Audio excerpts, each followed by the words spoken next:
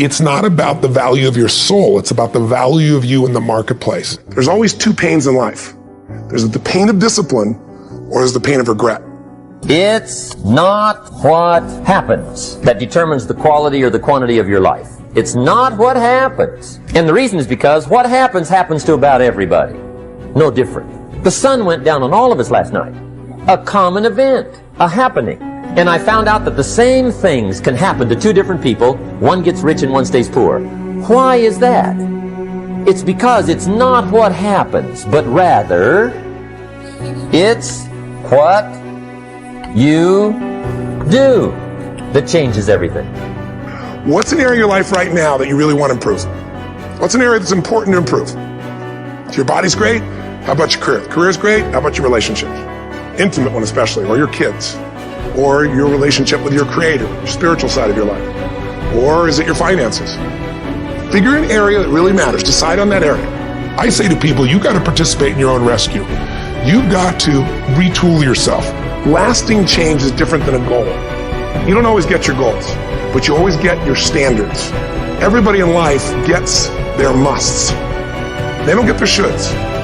Most people have a list of shoulds, don't they? Don't you have a list of the shoulds, things you should do, you should follow through on? I should lose some weight, I should work out more, I should make more calls, I should respond more rapidly to my email, whatever, you know? I should get into the office earlier, I should be, more confident. Whatever your should list is, people love to have their should list be met, but it's kind of like New Year's resolutions.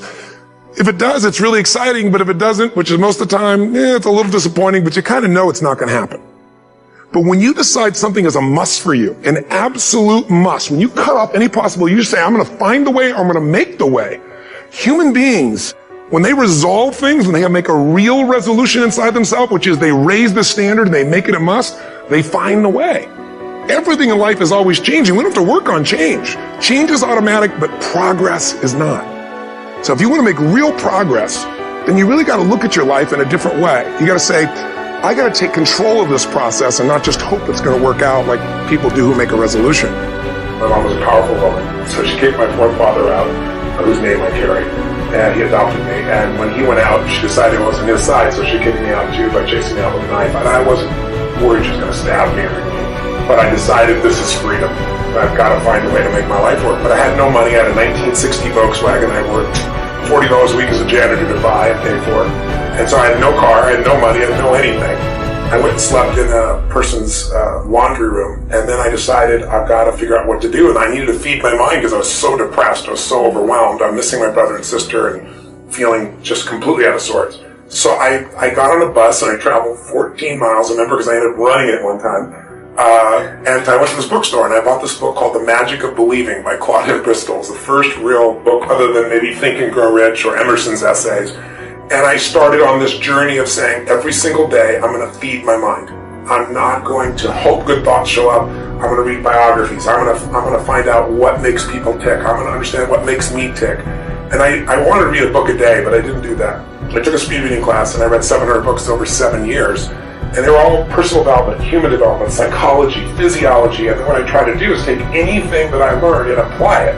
And then when I applied it, I was 5'1" in my sophomore year in high school. I'm 6'7" now. I tell people the difference is personal growth. But sincerely, I became Mr. Solution because I wanted to help everybody. So I was this little fat guy, and I couldn't lose weight, and I lost weight. All my buddies are like, how'd you do that? And I said, well, here's what I did. They lost weight, and we all got girls. And that led to, as a young kid, that led to where, if you had a problem, I was Mr. Solution. Especially if you're a girl, I was more motivated to help you.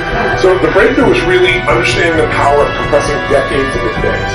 And if someone has spent decades of their life and they compress it into a book, and you can read it in an hour or a few days, you have such an advantage, because when you learn by your own experience, it's painful and it's slow.